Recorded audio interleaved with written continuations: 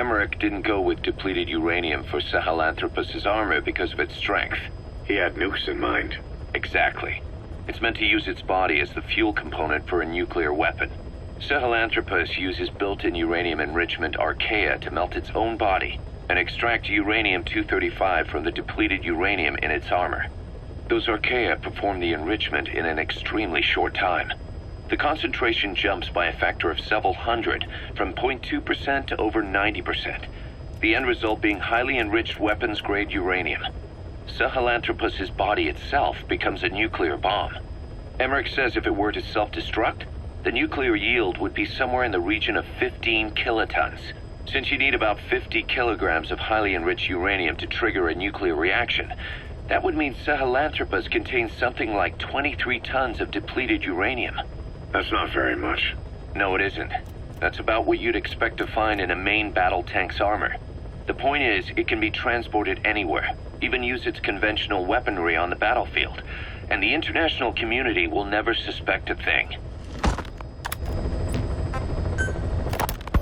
I just received word from the R&D team and the transport team out of Afghanistan.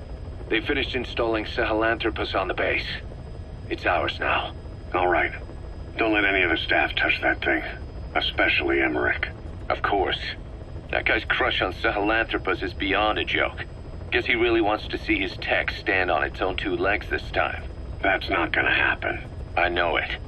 So you've got no plans to make it operational again? Damn right. Boss, I want to hear it straight from you. Hear what? What the hell do you want with that thing? The drive is busted. It's not like it has a nuke on board.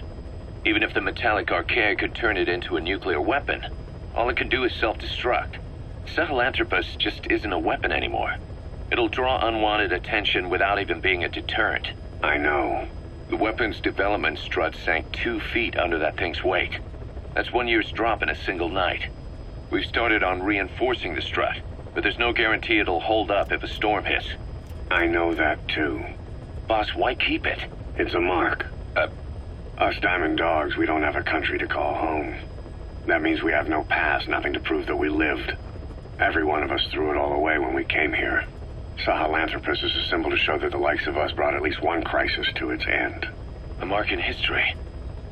So we can't just fade away. It's of no practical use to us. But we still need it. A symbol of what we've done. I'm glad I sounded you out on this. Snake, on behalf of all of us, I want to thank you. I don't need gratitude. I need security. Keep Emmerich away from that thing. Roger that.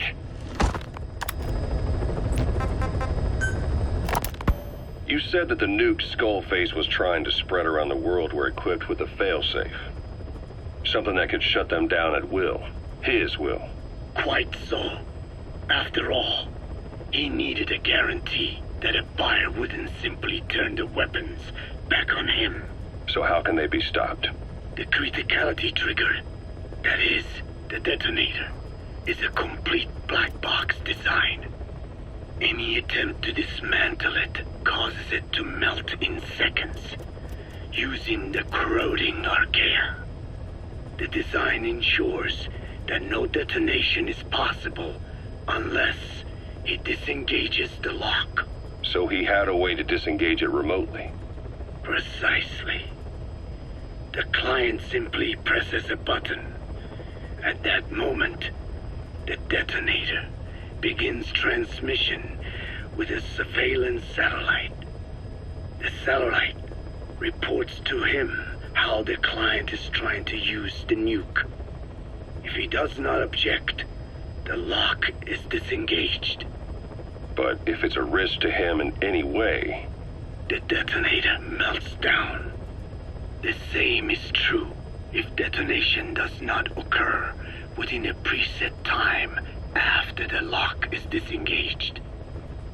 The nuke is rendered useless. Who the hell would buy something with strings attached like that? The client would never know until the moment they actually tried to use it.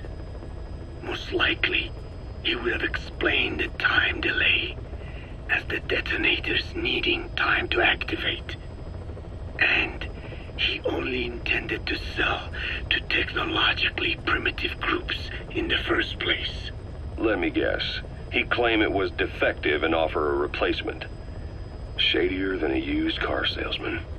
Skullface shakes your hand like a friend, using the other to control you like a puppet.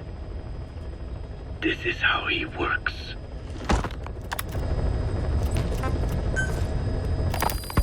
Code Talker. Haven't seen you eat a single thing since you got here. Let me guess. Photosynthesis? Oh? What makes you say that? Well, a long time ago, I knew someone with a similar ability. Well, you are correct. Most of my body is covered with parasites. I supply them with water, and in return, I receive sugars they produce when exposed to light. It isn't just my skin either. The parasites also act as my eyes. They have replaced many of my internal organs as well. It is thanks to them that I live on after over a century. How did you obtain them anyway? Through your research? I would like to say as much, but there is more to it than that. Let me take you back 20 years. I had hit a dead end with my parasite research. Then I was approached by a foundation. They said they had a sample of an unusual strain of parasite. Which foundation?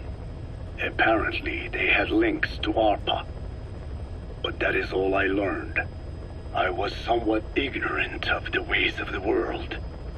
Just being able to study it was enough for me. Yeah, I've heard that before. Go on. Half in doubt, I visited them to discover the body of an old man. Well, to be precise, his partial remains. A collection of parts, you could say. The man had died in an explosion. An old man, you say? His flesh had not decomposed. In fact, the tissue's cells were still metabolizing. The parasite had infected, or should I say assimilated with, the tissues, and was keeping them alive. I became obsessed with studying the body parts, foregoing food and even sleep. Every day was filled with new discoveries. The parasite's biology, internal anatomy, life cycle. But there was only so much I could learn through observation. And so I made a decision. To truly know the parasites, I had to live with them. So, you implanted them inside you from the dead man's flesh? Correct. It was quite a gamble, whether or not they would adapt to me. But fortunately, it appears I was compatible with them. Or perhaps, through my many years of research, my immune system learned to tolerate them. Were they that body's only parasite? Yes. However, there was a separate specimen that supplied its host with adrenaline in response to pain, and yet another that could control insects at will through secreting heterogeneous pheromones. I wanted exposure to them, to take them into me, but my wishes were denied. Their records, though, provided clues that helped advance my research. Would you care to join me? A life spent never worrying about food is a most wonderful one. I think I'll pass. But thanks. This has been helpful. Skullface has finally burned out. The world is rid of his existence at last. Was he still alive?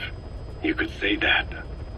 But you could also say he'd been dead for decades. What's that supposed to mean? Biologically speaking, it's hard to say how much was his life. Side effects from the treatment? No, the primary effect. Keeping a dying host alive as long as possible. That is the whole point. But in the end, he grew too dependent on his children. As if he had any other way to keep on living. He first underwent parasite therapy before the Soviet Union became his home. His body was horribly burned. Fire washed across his thin young frame and stole his skin and his throat, even his lungs. Only through repeated therapies could the parasites keep him alive. Most of his life became something the parasites gave to him. And then he lost the ability to die. That is correct. The parasites live on past the host's death, still aiding cell composition. At that stage, there is no way to extract them from the host cells. There is no way of knowing when the last cell of Skullface's body would die. The only choice was to burn the whole thing. And his children, along with it. And I am one to talk. When my life is snuffed out, I expect you to treat my body the same way. And when I burn, I will truly be one with my children for the first time. You say there were 3 English vocal parasites. According to Skullface, yeah. Skullface had 2 of the English strain with him. You burned both of them. There was an oil fire. I tossed him in. So that just leaves 1. And you tell me Skullface said he used it. He said it was very close to me. Very close. One of your comrades, or someone ordered to kill you. Or he could have been speaking metaphorically. Metaphorically? Close to your spirit, close to your heart. Someone who either loves you or despises you.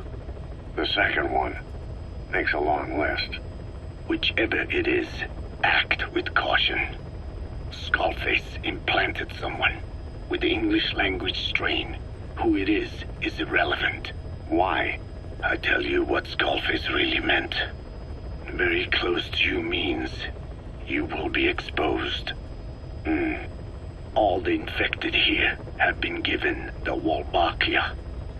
Even if the vocal cord parasites infect them now, they cannot reproduce. But if there's a different host among us, host to the English strain. If that were the case, we'd see the symptoms. What about the non-English speakers? We have plenty of those, but the staff use English as a common language. But if that someone has not spoken English yet, and begins to speak it now, there'd be another outbreak.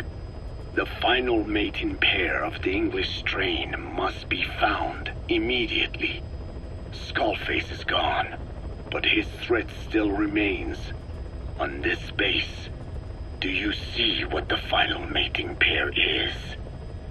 With him dead, those parasites are the stain he wished to leave upon the world. His thirst for vengeance. In the flesh. Think.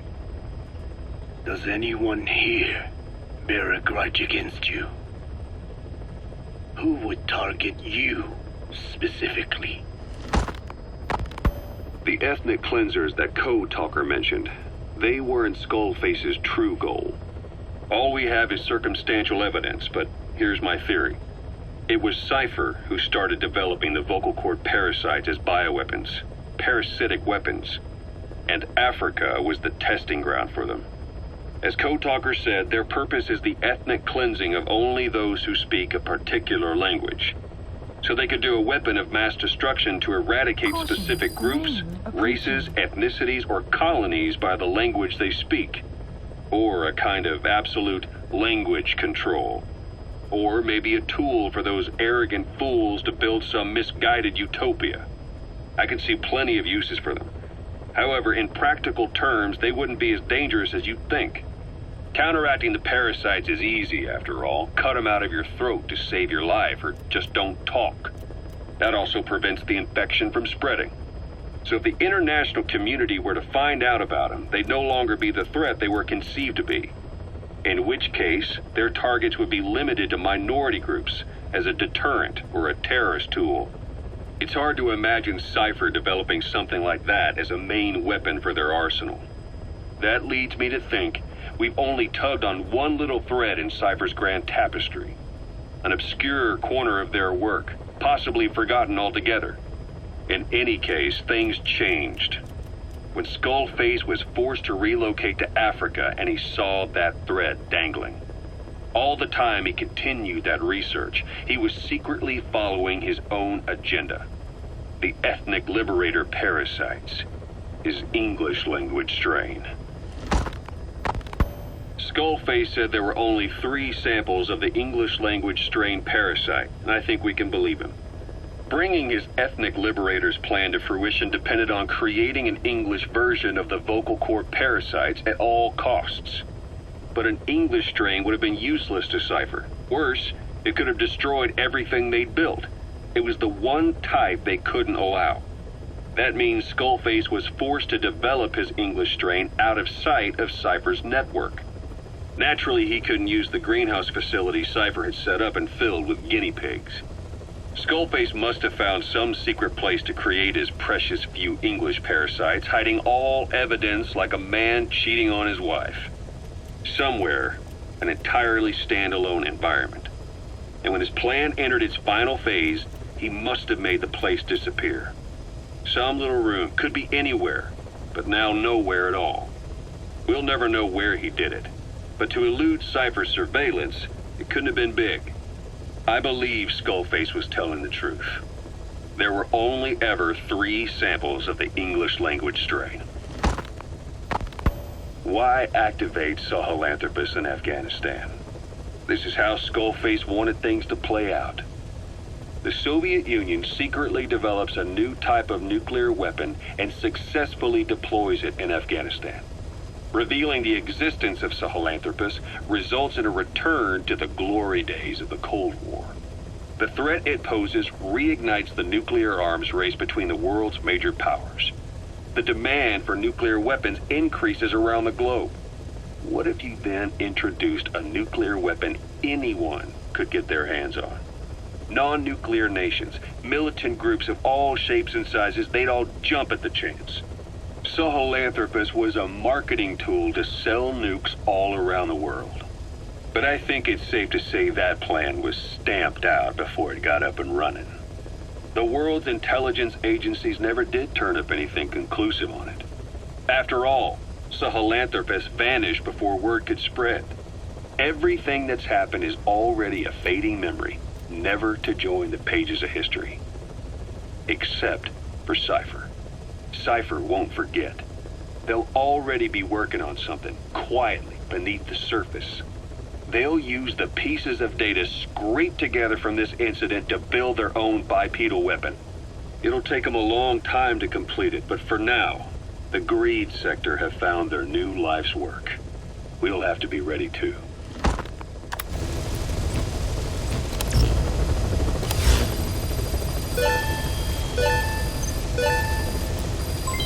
Development project has been added.